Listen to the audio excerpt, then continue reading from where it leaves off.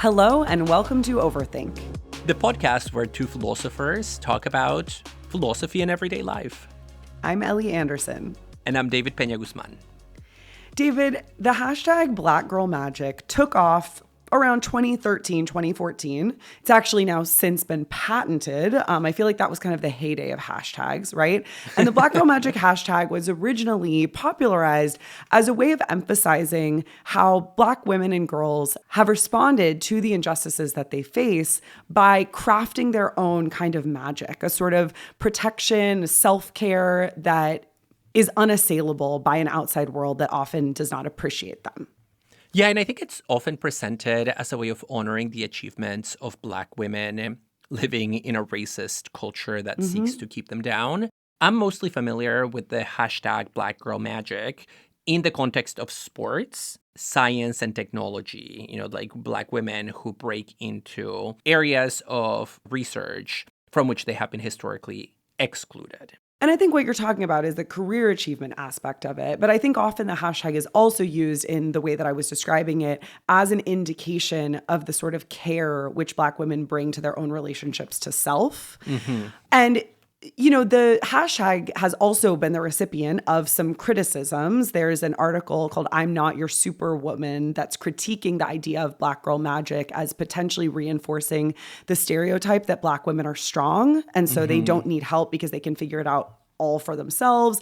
I also think we can mention the fact that there is a racist stereotype of longstanding, not just particularly with Black women, but with Black Americans in general, of the magical Negro or the Black person who sort of helps white people on their journey of self-discovery, shows up a lot in literature and film. And the trope is racist in part because it instrumentalizes Black people's existence, treating them as just a vehicle for a white protagonist's self-development, which is very different from what we were talking about a moment ago with the Black Girl Magic hashtag, as emphasizing a relationship to self in which the Black girl is centered.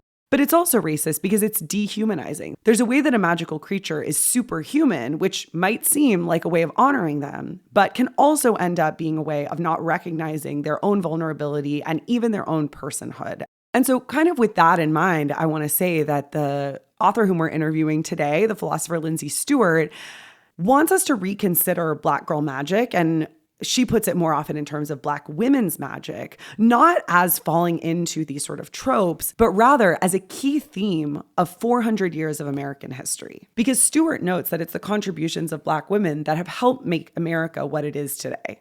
And even though the hashtag Black Girl Magic, as you mentioned, Ellie, was popularized only in the 2010s, 2013, 2014, it actually gets its meaning from a very long history of an association between Black women and magical powers that goes all the way back to West Africa. In the Yoruba religion, which is a religion practiced primarily in Nigeria, but also in other West African countries like Benin and Togo, there is a tale about how Black women originally got their magic. And it's a tale about how one of the female goddesses of the Yoruba religion, Oshun, was betrayed by her male brothers. According to the story, a group of male divinities, who are known in this tradition as Orishas, made a secret pact among themselves and also with mortal human males to collectively dominate women. Classic. Where have we heard this before? Now, this pact between the Orishas and the mortal men really emboldened mortal men to start mistreating the women in their lives, their mothers, their lovers, their wives, and their sisters, because they thought they were untouchable by virtue of having the backing of all these male Orishas. Now, when Oshun, who is the Orisha or the deity of fertility and water, found out about this pact, she was immediately enraged because it wasn't the first time that her brothers tried to cross her. Back in time when the world was being created, the male Orishas had tried to diminish her power because they saw her as just this young woman goddess who should not have the same decision-making power as the male deities. So they tried to keep her from exercising her status as a goddess. And she retaliated against this in that original act of defiance against her by taking her powers of fertility away from the world. And the result was, of course, that because there was no fertility in the world, all the rivers started running dry, all the plants started withering away, and all the animals started dropping dead on the ground. Upon seeing this, the brothers realized that they had no choice but to include her in divine decision-making and treat her as an equal. So they were kind of forced to give her a seat at the table. Like, not another animal dropping in my path. I guess we'll treat you as an equal rather than exclude you intentionally from all of your roles as a goddess. And so this was the second time that something like this was happening. And this time she decided to do something a lot more radical. Instead of just withdrawing her powers of fertility, production, and generation away from the earth, she decided to take all the women away from the world so that men would know what would happen when women were no longer around. Day without a woman, am I right? Yoruba version, mythical time. And she approached the ultimate divinity, who is a deity by the name of Olodumare, and asked Olodumare to give a very small portion of his divine power to the women of the world so that they could defend themselves against the aggressions and the violence that men were inflicting upon them. And this power that Olodumare gave Yoruba women is a power known as Aje, which is translated into English as magic. And so when Olodumare acceded to this request, he gave women a small little portion of his creative, world-building, healing power. And that, according to this tale, is how Black women got their magic. And in her book, Stewart describes how the story of Oshun and of Black women's magic travels from West Africa and is still very much alive in the early days of slavery, because the people are carrying on with their religious traditions. Over time, that direct connection to the Yoruba religion was lost for many enslaved people. But over hundreds of years, and especially through various figures of Black women that survive in the cultural imaginary, the idea of Black women as having a kind of magic persists. And this magic pertains to healing through arts of midwifery and herbal remedies, which we'll talk to Stewart about when we speak with her directly, as well as through practices of textiles, religious traditions, all sorts of ways. And for Stewart, it's important to recognize that uncovering the roots of Black girl magic also helps us uncover the roots of American culture. She says towards the end of the book, "Our medicine has healed our countrymen for centuries. Our midwives brought thousands of Americans into the world, both Black and white. Our textiles gave this country the iconic pants that are beloved around the world." Yes, we're talking about jeans. That was my addition. Because she has like multiple chapters on jeans. "The music of America still moves to the rhythm of our blues." And so in talking about the historical roots of what we now call Black girl magic, Stewart also wants to call attention to the ignored contributions of Black women over time, contributions that are baked into the very structure of our society.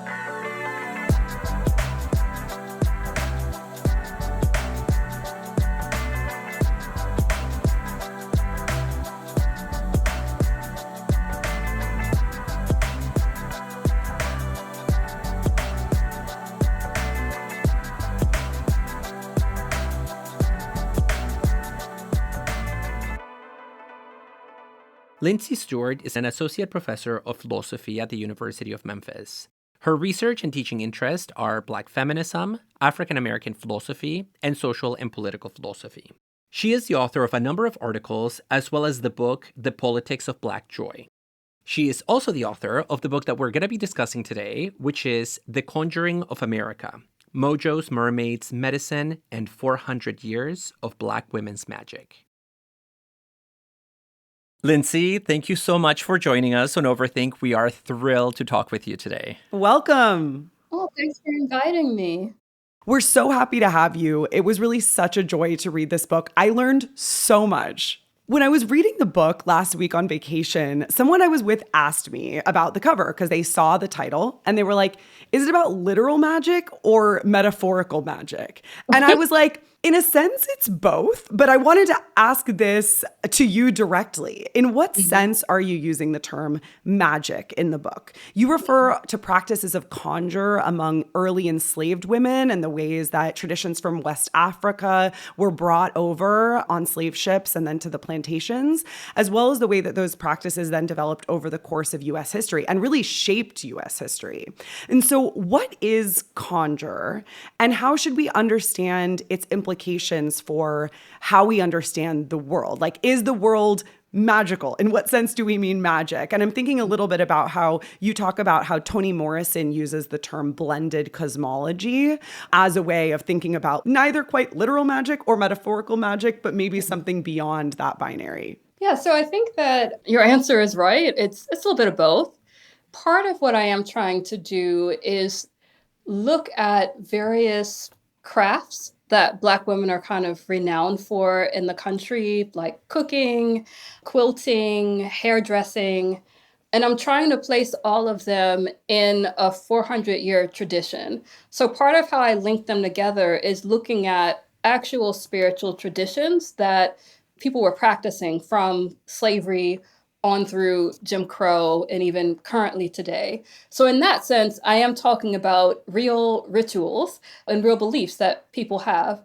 And another kind of level, I'm thinking about how conjure, maybe in a metaphorical sense, has been absorbed by American culture. So a lot of the things that we take for granted in American culture, from the medicine we use to some hairstyles that we like, even some of the food that we eat, were produced in this context of conjure and has these roots, even though people who use some of these products aren't conjurers, right? So it's a little bit of both.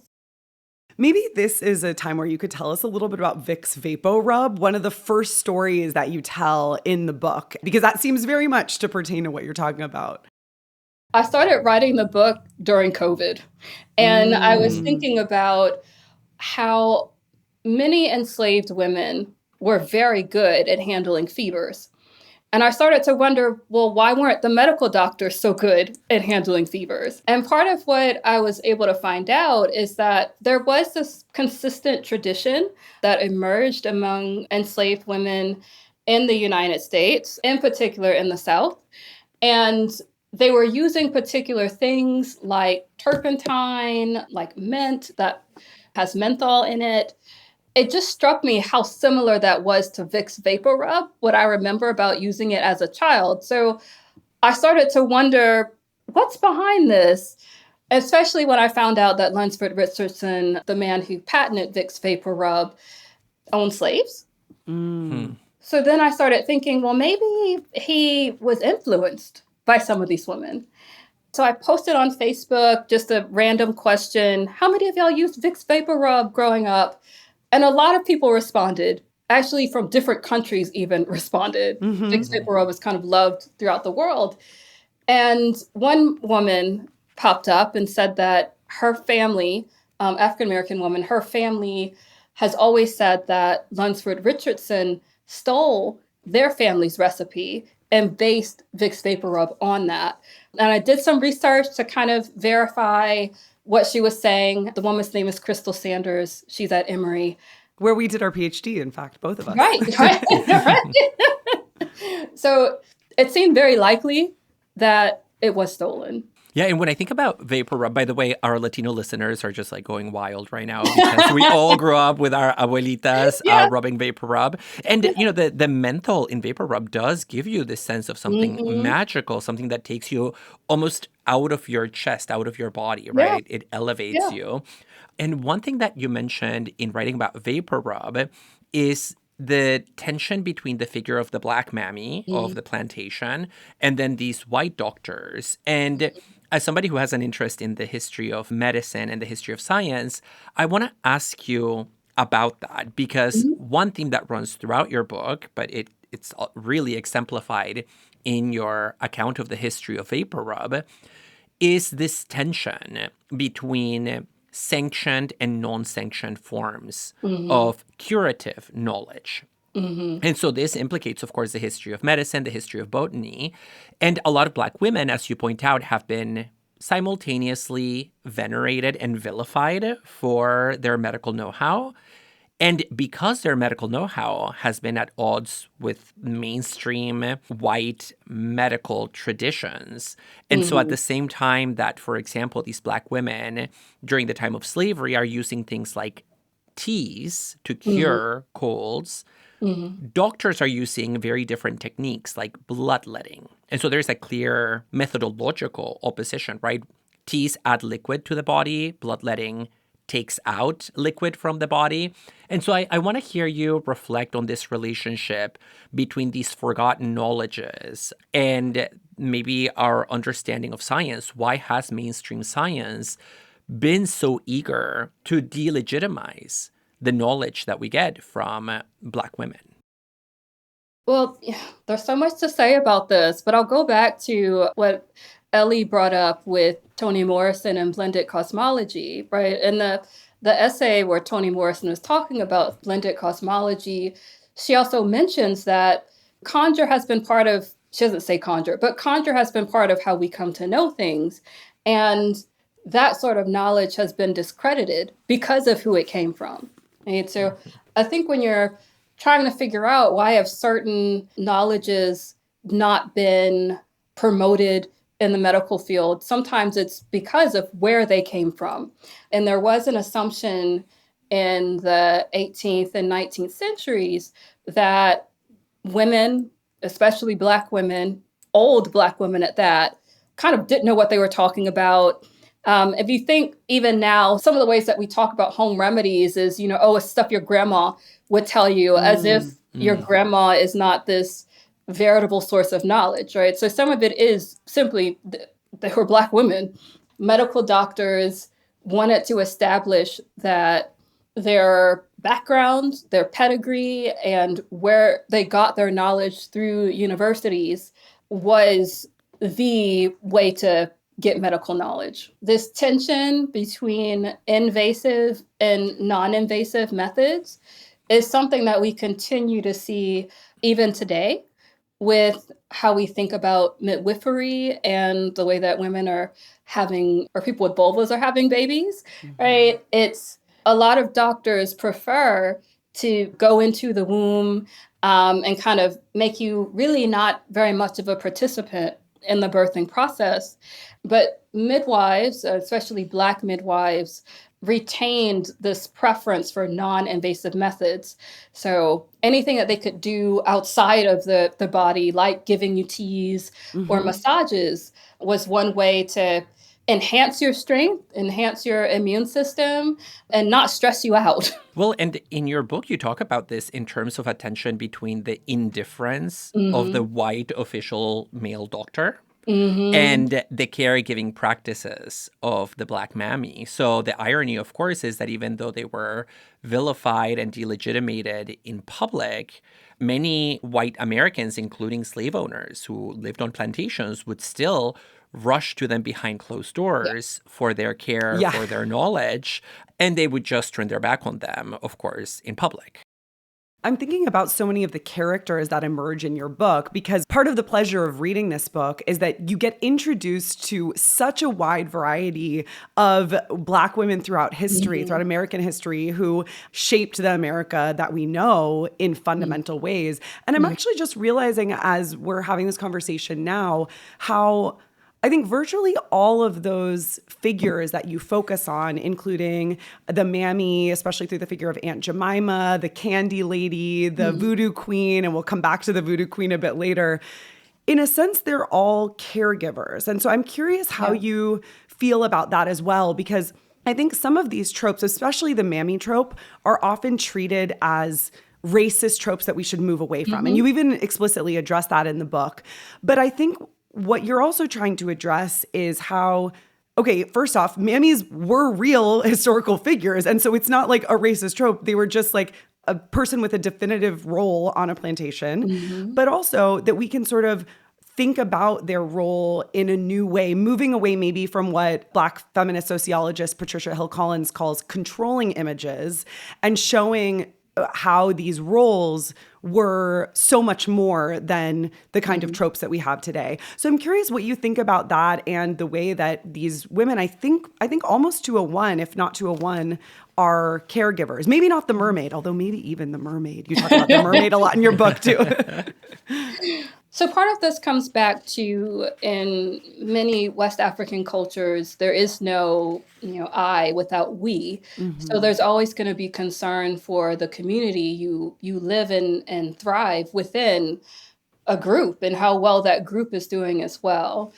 But I think too, one way of addressing the caregiving and thinking about something that David said earlier about the different ways that they were viewed, Negro mammies, it seems like when they were giving care to enslaved people in a way that benefited slave masters, that's when they were loved and great, right? But when they were giving care in a way that challenged white doctors or helped the enslaved be rebellious in any way, then they're evil, right? And then they're a problem. And it seems like a lot of oppressed people fall into that, in that you can be the Madonna or you can be the Jezebel, and you can be the same person, right? It just depends on your relationship to the oppression you're facing.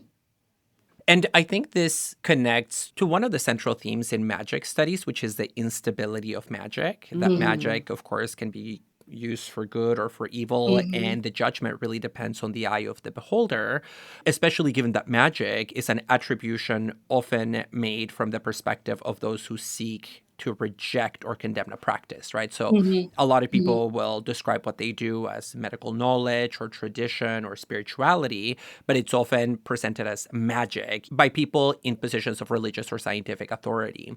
And one thing that I think your book does wonderfully is walk us historically through all these historical periods, showing how Black women's magic really shaped American culture. And your book is written in terms of a procession of characters, as Ellie mentioned. There is the Negro Mammy of slavery. There is the Voodoo Queen of the antebellum South. There is the mojo-wielding woman of Reconstruction, the granny midwife of the Jim Crow era, and then finally the Candy Lady. And at the end of your book, you also talk about modern-day Black women conjurers. Now, to give our listeners a taste of the kind of analysis that you give in this book, I want to focus on one of these figures. And because I lived in New Orleans, I immediately gravitated to the Voodoo Queen. Yeah. And I want to ask you about that, because in the case of the Voodoo Queen, you mentioned that this figure was embodied historically by the real character of Marie Laveau in New Orleans, who was feared not only because of her magical powers, but also because she represented in the flesh the possibility of rebellion, racial rebellion. So I want to hear you talk to us a little bit more about this figure and how you interpret her. Yeah, I mean, in some way, the book was written to get to her. I'm from Louisiana, so I'd always heard stories about Marie Laveau. And I think one thing that's important to remember is that there was a historical person, probably two people under the same name of Marie Laveau, who did have enormous influence in New Orleans right before the Civil War and a little bit afterwards. She was a free Black woman, which was also something kind of rare during slavery. Even though there's a historical basis, what's really interesting to me is the stories that people tell around her. Because a lot of those stories are about rebellion. They're about women who have been domestically abused, who want some help out of the situation. It's about enslaved people who wanted to run away. Right. Those are the sort of stories that kind of circulate around Marie Laveau. So there's a historical Marie Laveau, and then there's the kind of fantasy or mythological Marie Laveau. And I'm more interested in the second, although there is some of the first in the book, because the second is still with us. Yeah, you mentioned that she's a character in American Horror Story, and your students didn't realize she was a real person. Which was sad. It's like, wait, you didn't know this? I also was really interested in how the stories that people told about Marie Laveau right around the time where she was alive is really different than what you get in shows like American Horror, where she's kind of vilified, right? And you can see this still this trend, even today, of when a woman is powerful and maybe even engaging in social justice, Hmm. a little bit rebellious, they get read in American culture as these kind of evil witches. For me, New Orleans was a central character really in your Hmm. telling of that because of the legal complexities of New Orleans, where there are elements of British, Spanish, and Hmm. French law that then created the possibility for these very peculiar forms of Black existence, like Hmm. the Black slave who can nonetheless buy their freedom or who Hmm. can own property. And I want to hear you say a little bit more about what her relationship, and I mean that phantasm or that figure, Hmm. the mythological figure, was to the political and economic institution of slavery, such Hmm. that she represented a source of anxiety for white Hmm. America. Hmm. In what ways was she Hmm. seen as a threat to the institution? Mostly because of her connection to voodoo. And this is where it's important to remember that when you're thinking about American history, you need to put it in the context of what's going on in other countries as well. Right? So you've got the Haitian Revolution just before Marie Laveau is born. And that just struck so much fear in in the Americas, right? Because the Haitian Revolution was the only successful Black revolution against slavery. Hmm. And it was well known that it was started by a voodoo ceremony. So now you've got this very powerful woman who is free, mingling with people who are enslaved, and practicing a religion that is known to spark rebellion. Like Mm. that just can't happen for these slave owners. That's too much of a threat. And can you say a little bit about the sort of communal or collective aspects of these voodoo ceremonies? It's just reminding me of some of what you were saying before about Mhm. the we coming before the I. And that's more, in the West African traditions that you were talking Mhm. about, whereas voodoo has a more complex legacy, especially in the Caribbean. But it Mhm. strikes me that somebody like Marie Laveau, as powerful an individual or not, because like you said, maybe she's actually two people, right? Which already says something about this. Um, as powerful as she was, I mean, that's also, you're talking about the way that her power was predicated on and seen as threatening because of its relation to the community. She and her voodoo participants often had their meetings, they were raided by the police and they were outlawed, right? And they were outlawed under the law against unlawful assembly, which I find really funny because now they're bringing back unlawful assembly as a reason to complain about protests.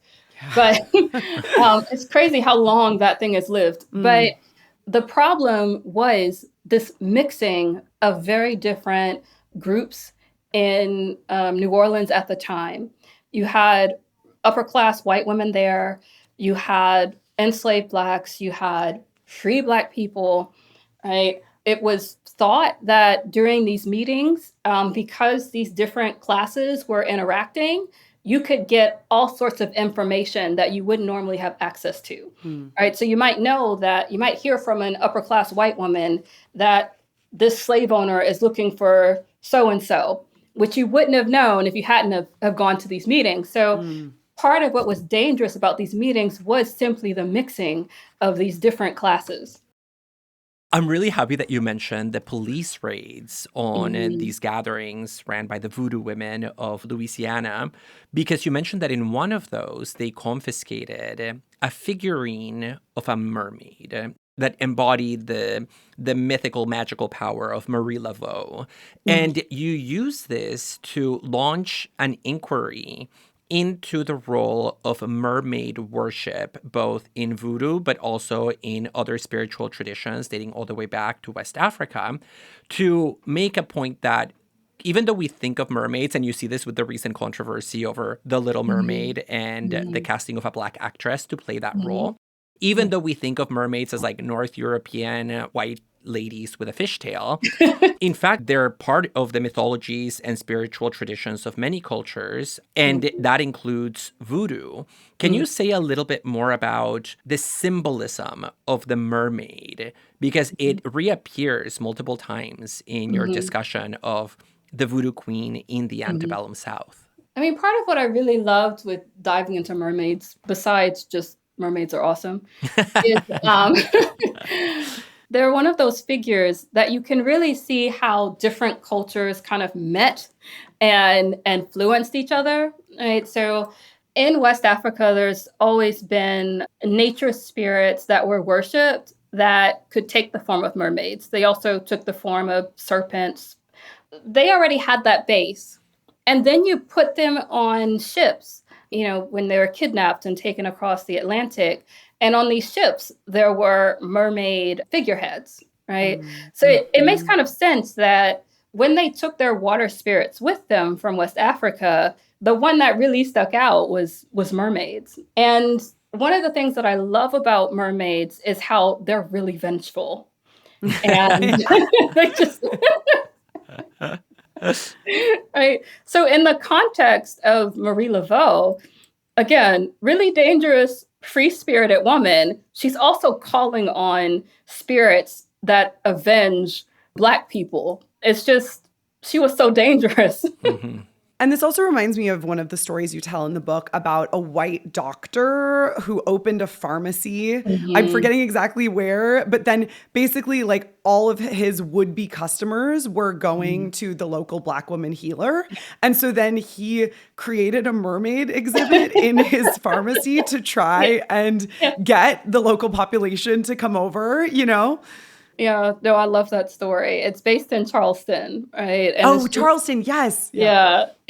And just how, I used it as an instance of how these mermaid stories that were told in Black communities could also summon rebellion because that local conjure woman used mermaid stories to galvanize the people into a riot. And what they were rioting wasn't just the supposed mermaid that was in the shop. I think what they were rioting and protesting was how badly African Americans have been treated by the medical establishment, especially during that time. This is the time when there were people called night raiders who would steal Black corpses or just when they're treating someone, let them die so that they can use those bodies for medical experimentation.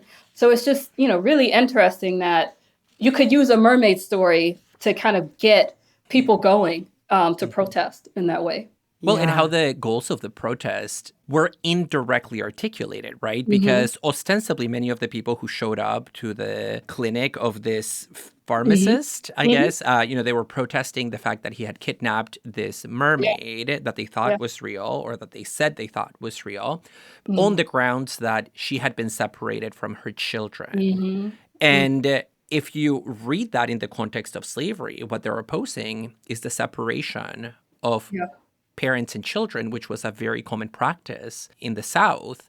And so I really appreciated that you make that connection, because initially when you were telling that story, I wasn't seeing the connection, but then it really drew it home that magical language, like the language of mermaids in Charleston, is a way of making sense of the world, the material world, the real world in which one finds oneself. I mean, it's also a way to transmit knowledge, right? And part of the ways that, I think about this all the time with where we are in America with the attacks on education and history. One of the ways that you can keep history alive is telling stories. There's always some nugget in there that attests to the conditions that people were living in. I want to ask about how this practice of conjure and the magic that you discuss in the book pertains to the relationship between the mind and the body. Because David, you mentioned the material world a moment ago, and I think a lot of what we've been circling around puts pressure on our expectation that, we receive, at least those of us who are trained in philosophy, that the mind and the body are separate, or that mind and matter are separate. It's clear from reading your book that the Yoruba traditions that African Americans brought over with them from West Africa don't share those that dualism.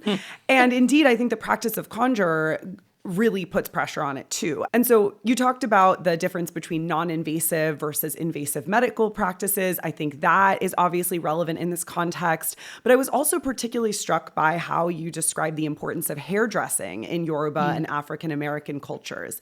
You mentioned that hair is considered threads of your destiny in Yoruba society. And so the hairdresser was considered a spiritual figure. And I'm curious what you think this practice of hairdressing might say about the spiritual character of the body, as well as in general, the view of mind and body that we're seeing here, where they seem to be more interconnected than dualistic.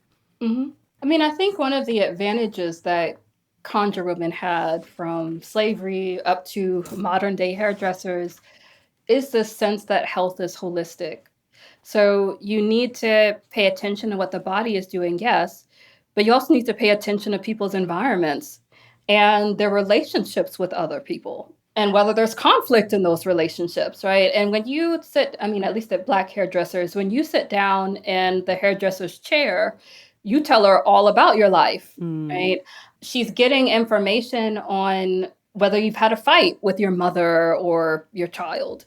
She's getting a sense of how stressed you are and how that stress is affecting your body in terms of your hair thinning and things like that. Sometimes the really chronic diseases show up first in the hair. So they really have access to how these different parts of your life are fitting together.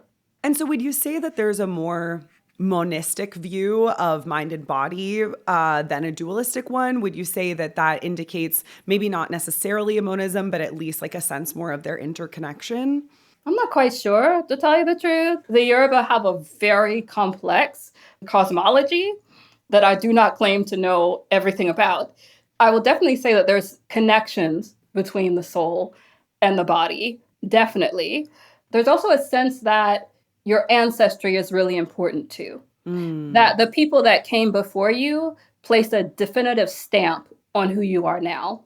And I think that's also really important to remember is how much the stuff that came before you not only shapes who you are, but also shapes a lot of the opportunities that you get now.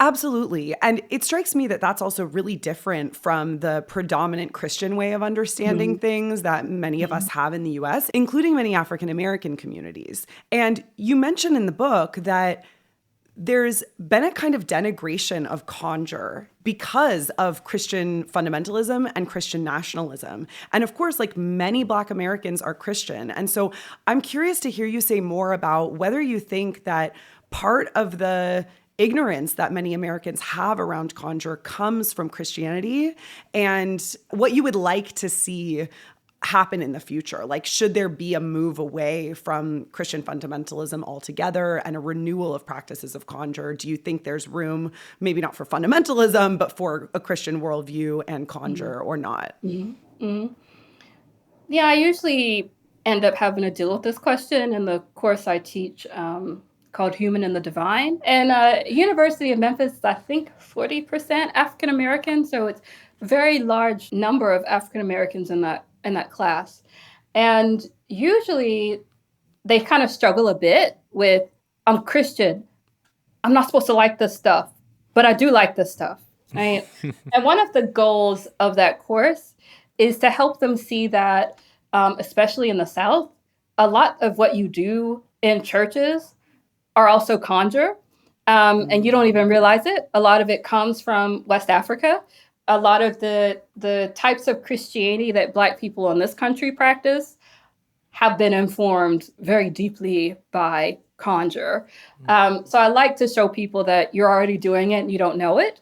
I also like to remind the students that historically, many of their ancestors did not feel like they had to choose between Christianity and conjure, right? So you see this a lot in Catholicism all around the world. Catholicism was, I don't know, something about that, the structure of Catholicism. It was, people were able to kind of retain a lot of their indigenous religious traditions and just kind of veil it under Catholicism. In the US, a lot of us are Protestant, but there were still ways that even with Protestant Christianity, some aspects of conjure were still retained. Yeah, this is hitting home very close for me because it was not until I was an adult that I realized just how many strands of the Catholicism I was raised with was actually not Catholicism at all, but we just called it that. And it, in fact, was Amerindian traditions that had survived by camouflaging themselves as local iterations of a Catholic theme. But I want to go back to something that was mentioned a minute ago, which is the importance of the past and returning to it, because you close the book by invoking the principle of Sankofa, if I'm pronouncing that correctly, which is the idea that you should go back and fetch it, i.e. you need to look back at your history and reclaim the aspects of it that will help you flourish. In this case, part of Black women's history is conjure. And I want to ask you the very question that you put in the title of your conclusion, which is, where have all the Black women conjurers gone? And the reason I want to ask that is because when we think about magic or conjure as a category, I think it's very easy for us to fall into a sociological or purely anthropological mindset that is retrospective. Like, oh, it's this thing that we used to do back in the day. But now that we live in an industrial, modern world a la Weber, we have been disenchanted. And so there's no room for magic anymore.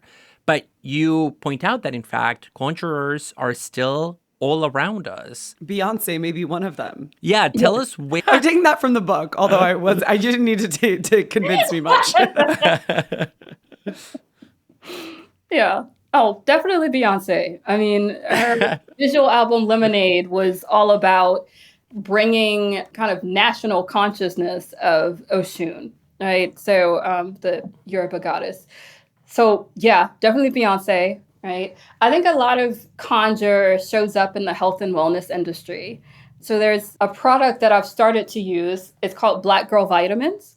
And it's by these Black women, both herbalists and doctors, kind of joined together to address some of the kind of deficiencies that are very specific to Black women.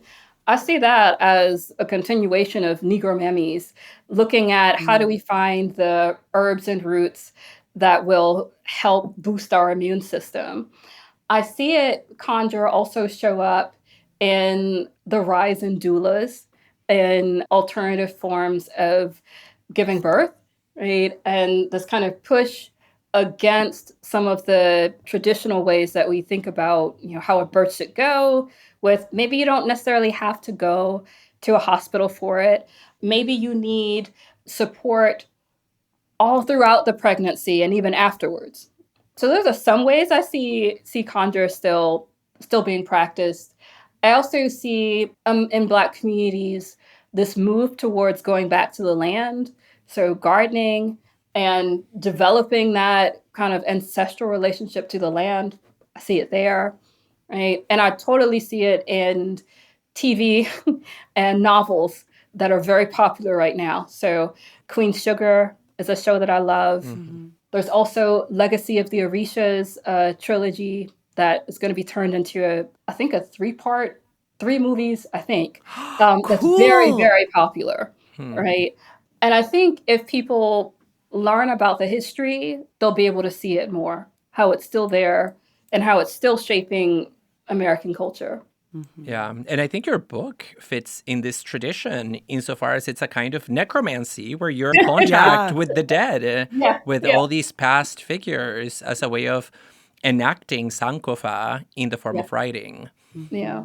And I've never agreed with Bell Hooks' statement that Beyonce is a terrorist. I think Lemonade, I'm like a full-on Lemonade apologist. I think it's one of the best works of art of the 21st century. Okay, well, we are so grateful for you joining us, Lindsey. This has been a delightful conversation, really fascinating book, and thank you so much for taking the time. Oh, thanks for having me. Craving more overthink? Subscribe to our Substack for an extended version of our episodes, community chat, and additional bonus content. If you'd prefer to make a one-time, tax-deductible donation, you can learn more at our website, overthinkpodcast.com. Your support helps cover key production costs and allows us to pay our student assistants a fair wage. David, this interview was so fun. I learned so much from the book, as I said before, but also hearing Lindsey speak about it just opened new avenues as well. And I'm curious, what do you want to follow up on here in our last few minutes of wrap up? Well, I want to keep talking about Beyonce. Okay. Because, I won't complain. Well, the reason I want to talk about this is because I don't want to brag, but I just saw her live in Las Vegas. I was there. I saw that on your Instagram. Oh, it was in Las Vegas. Well, it was the last show of the Cowboy Carter tour. And so I went to see her live. Okay. Yeah. I'm not a huge fan of that album, even though I appreciate all that she's doing for the recognition of Black people in country. How was the show? Okay, so I didn't really love it either. Okay. Did you know the album well before? No, I didn't know the album. And in fact, I was only listening to it on the way to the airport to Vegas to go to the show. Wait, so why did you go to the show? Because a few of my friends were going and they found tickets. And then they're like, you should come with us. It's going to be life-changing. And so I agreed to do it. It was like a gay Las Vegas excursion. It was a gay Las Vegas, become part of the hive moment. And I have to say, I thought the show was good. I had a good time, but there were also moments that were slow just because country music is not going to live up to the kind of upbeatness of pop in general. Yeah.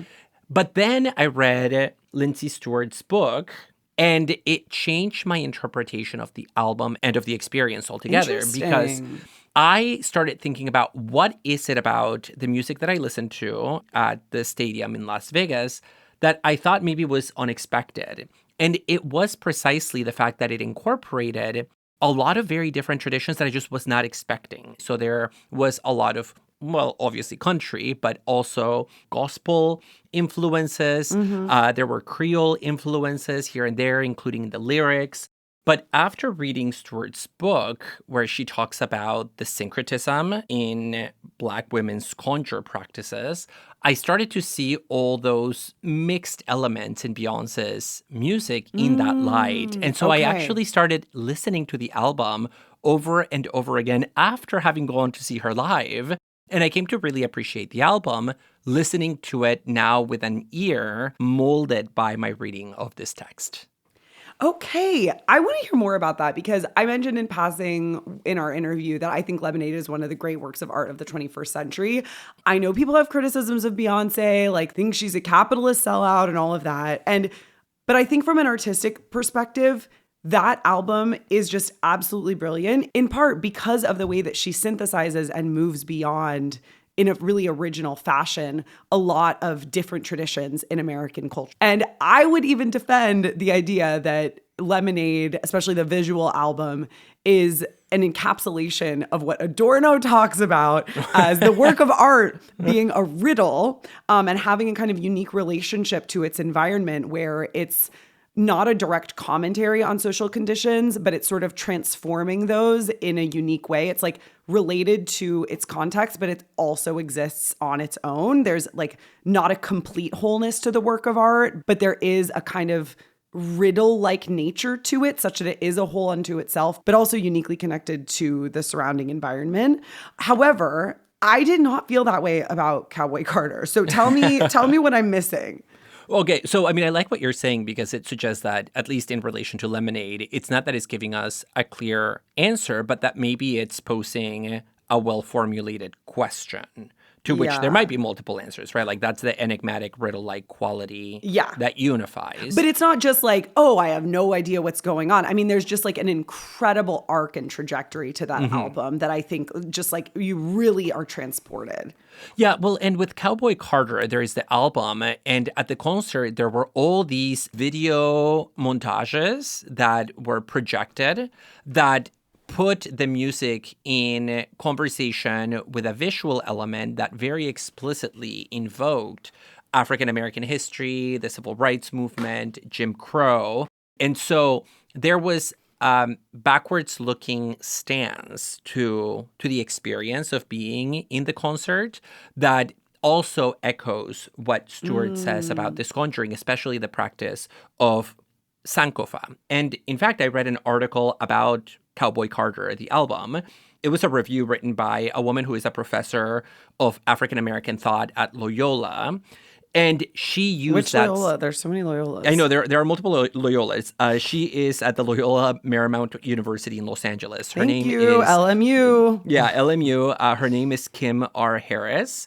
And she reads Cowboy Carter as a Sankofa album. So she explicitly uses that term.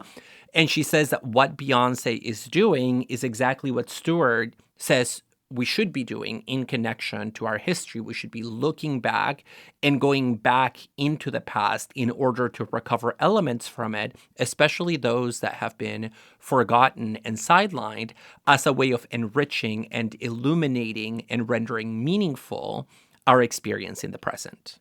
Okay. And can you say more specifically about what features of the album might lend itself to that? I know we're a philosophy podcast, not a music criticism podcast, but it's certainly relevant here. I mean, I love that you clocked me for like sidestepping the question where I'm like, I just liked it. I don't know why I liked it after I read more about it. We venture into artistic appreciation, my like half-baked Adornian analysis notwithstanding. Well, one example that Harris gives is the lyrics of the song Freedom, which, according to her, harken back to the historic Negro spiritual Wade in the Water, which was a song that was secretly a code in the underwater... oh my God, not the underwater. The underwater railroad? I mean, it's it's giving Mermaid. I'm sorry, in the underground railroad. Although underwater, I mean, there are famously, like, Harriet Tubman had to ford the river, or like, remember she jumped into the river to escape the slave catcher. So maybe underwater railroad. I mean, yeah, not technically what you were looking for, but there are some interesting resonances. And so, yeah, there are these allusions to historically meaningful aspects of the Black experience that then get presented in connection to current events and the status of race in contemporary American society. Okay. So it's that reaching back and rediscovering and putting to work that I think is the essence of the principle of Sankofa. And as you're talking about this, David, I'm reminded of some parts of the book where Stewart writes about quilting and the importance of quilting among Black women in the US and the way that the patching together involves taking existing material, but then transforming it into something quite original. And I would say, I'm really coming in hard here as a Beyonce apologist. I would say I think that's what Beyonce is doing in her work as well, right? There's like a sense in which there's an original transformation of existing material. And I'm particularly struck by what you said about the visuals kind of hearkening back to history, because I think that's also what's happening in the practice of quilting. You know, it's materials that have been used for other means, like a kind of ancestral lineage of the textiles that are then being reworked and transformed into something new. Yeah, and I think that technical know-how or that wily intelligence is also something that Stewart associates with the candy lady, right, of the 20th century. The woman who knows how to improvise and quickly make something that is appealing to other people based on the materials that are available to her. And so in that sense, Beyonce would be like the candy lady of the present, precisely because of that ability to improvise and making something wonderful out of one's existence, which of course is part of what we mean by Black girl magic when we use that phrase. It's a reference to the fact that Black women are able to produce magic in non-magical places. We hope you enjoyed today's episode. Please consider subscribing to our Substack for extended episodes, community chats, and other additional Overthink content. And thanks to those of you who already do. Find episode transcripts and make one-time tax-deductible donations. Please check out our website, overthinkpodcast.com. We also have a thriving YouTube channel, as well as TikTok, Instagram, and Twitter accounts at overthink_pod. We'd like to thank our audio editor, Aaron Morgan, our production assistants, Bayarma Bat-Erdine and Kristen Taylor, and Samuel P.K. Smith for the original music. And to our listeners, thanks so much for overthinking with us.